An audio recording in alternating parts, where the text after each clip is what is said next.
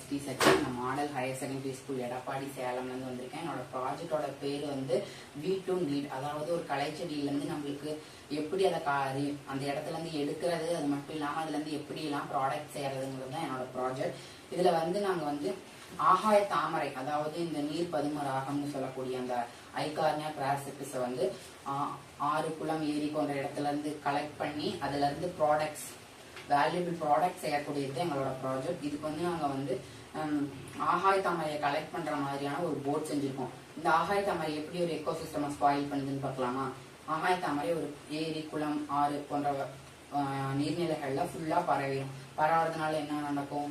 சூரிய ஒளி உள்ள போகிறது தடைப்படும். இதனால அங்க நீர்க்கடியில வாழ்ற பிளான்ஸால உயிரோட இருக்க முடியாம அது இறந்து போயிடும். இதனால அந்த இடத்துல ஆக்சிஜன் பற்றாக்குறை ஏற்பட்டு மீன்களால வாழ முடியாத ஒரு சூழ்நிலை ஏற்படும். அது மட்டும் இல்லாம மீனவர்களால மீன் பிடிப்பதற்கும் இந்த ஆகாய தாமரையால ஒரு பெரிய சிரமம் ஏற்படும். அது மட்டும் இல்லாம ஆகாய தாமரை இருக்க குளத்துல நம்மளால போட்ல போகிறது அப்படின்றதும் சிரமம். இதெல்லாம் கருத்துல கொண்டு இந்த ஆகாய தாமரையை கலெக்ட் பண்றதுக்காக நாங்க ஒரு போட் ரெடி பண்ணிருக்கோம். இந்த போட் வந்து ஆர்கிமிக்ஸோட பிரின்சிபல் படி ஒர்க் ஆகுது.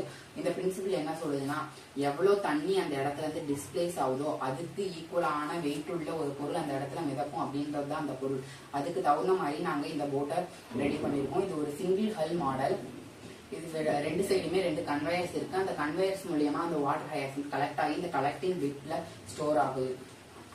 இது நான் எப்படி ஒர்க் ஆகுதுன்னு ரிமோட் கண்ட்ரோல்ல ஒர்க் பண்ணி காட்டுறேன். இது மூலியமா அந்த வாட்டர் ஹையாசின்த் கலெக்ட் ஆகி வந்து இந்த கலெக்டிங் பிட்ல ஸ்டோர் ஆகும். இது வந்து நாங்க சோலார் பேனல்ல ஒர்க் ஆகிற மாதிரி செஞ்சிருக்கோம். ஏன்னா நம்ம ஒரு ரிமோட் ஏரியால போய் அந்த வாட்டர் ஹையாசின்த்தை கலெக்ட் பண்ணணும் அப்படின்னா அந்த இடத்துல நம்மளுக்கு கரண்ட் வசதி இருக்குமான்றது சந்தேகம். அதனால அந்த இடத்துலயும் இதை ஒர்க் ஆக வைக்கணும் அப்படின்றதுக்காக இது வந்து நாங்க சோலார் பேனல்ல டிசைன் பண்ணிருக்கோம். அடுத்து நம்ம ப்ராசஸ், அந்த வேஸ்ட்ல இருந்து நம்ம எப்படி வெல்த்தா மாத்தலாம், அதாவது அந்த ப்ராசஸ் எல்லாம் என்னன்னு பார்க்கலாம். ஃபர்ஸ்ட் நம்ம பேப்பர் கலெக்ட் பண்ணிட்டோம், வாட்டர் ஹையாசின்த் ஓகே, அதை நம்ம கொண்டு போய் வேஸ்டா தூக்கி போடணுமா? தேவையில்லை. அதுல இருந்து நம்ம பேப்பர் செய்யலாம். அந்த வாட்டர் ஹையாசின்த் எடுத்து சின்ன சின்ன பீசஸா கட் பண்ணி எண்ணெயா போச்சோட 2 hours குக் பண்ணா அதுல இருந்த லிக்னின்லாம் பிரிஞ்சு வந்துடும். இதுக்கப்புறமேட்டு அதை வந்து நியூட்ரல் pH வரைக்கும் வாஷ் பண்ணிட்டு H2O2 அதாவது ஹைட்ரஜன் பெராக்சைடை போட்டு நம்ம ப்ளீச் பண்றது மூலியமா நம்மளுக்கு ஒயிட் கலர் கிடைக்குது. இது நம்ம அடுத்து ஸ்லரி, அதாவது நல்லா அரைச்சு பல்ப் ரெடி பண்ணணும். இந்த பல்ப்ல நம்ம வந்து ஏதாவது ஒரு ஸ்டார்ச் ஆட் பண்ணி அதை வந்து நம்ம ட்ரை சீவில ஃபில்டர் பண்ணி ட்ரை பண்றது மூலமா நம்மளுக்கு இந்த அளவுக்கு ஒரு தின்னான பேப்பர் கிடைக்கும். இதோட இங்க் அப்சர்வபிலிட்டி வந்து நாங்க வந்து என்னோட ஃப்ரெண்ட்ஸ் அப்புறமேட்டு என்னோட நெய்பர்ஸ்ட்டு கொடுத்து நான் வந்து செக் பண்ணிட்டேன். ரொம்பவே நல்லா இருக்குன்னு சொல்லியிருக்காங்க. அடுத்து வந்து பேப்பர் பண்ணிட்டோம், லீவ்ஸ் வச்சு பேப்பர் பண்ணிட்டோம். ரூட்ஸ் அண்ட் ஸ்டெம் என்ன பண்றதுன்னு நம்மளுக்கு ஒரு யோசனை இருக்கும். அதனால நாங்க அந்த ரூட்டையும் ஸ்டெம்மையும் கிரைண்ட் பண்ணி அதுல இருந்து பயோகேஸ் ரெடி பண்ணலாம் அப்படின்னு யோசிச்சிருக்கோம்.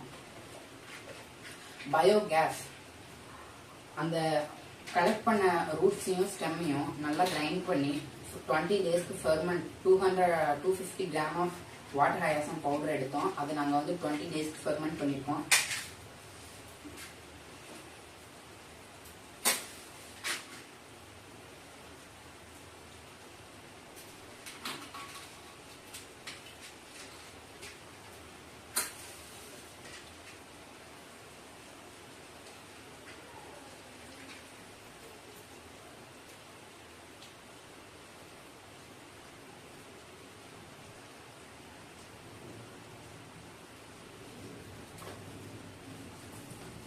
அடுத்து பயோசார், ஸ்டெம்ஸ் அண்ட் லீவ்ஸ் நம்ம யூட்டிலைஸ் பண்ணியாச்சு, ரூட்ஸ் யூட்டிலைஸ் பண்ணியாச்சு. இந்த சென்ட்ரல் பார்ட், அந்த கெட்டியான ஒரு பார்ட் இருக்கு அந்த பிளான்ட்ல, அதை வச்சு நம்ம பயோசார் பண்றது மூலியமா சாயில் ஃபெர்டிலிட்டியையும் கார்பன் அப்சார்ப்ஷனையும் நம்ம வந்து அதிகப்படுத்தலாம். அடுத்து வந்து பயோ பிளாஸ்டிக், சேம் ஆஸ் த செல்லுலோஸ் எக்ஸ்ட்ராக்ட் பண்ணி அது கூட நம்ம ஸ்டார்ச் போட்டு கட் பண்ணி ஒரு பிளாஸ்டரைசர் ஆட் பண்ணி ஒரு தின் ஷீட்டா பரப்புறது மூலியமா நம்மளுக்கு ஒரு பிளாஸ்டிக் கிடைக்குது. அது வந்து பயோ பிளாஸ்டிக். அது வந்து 20 daysக்குள்ளேயே டிகிரேடபிள்.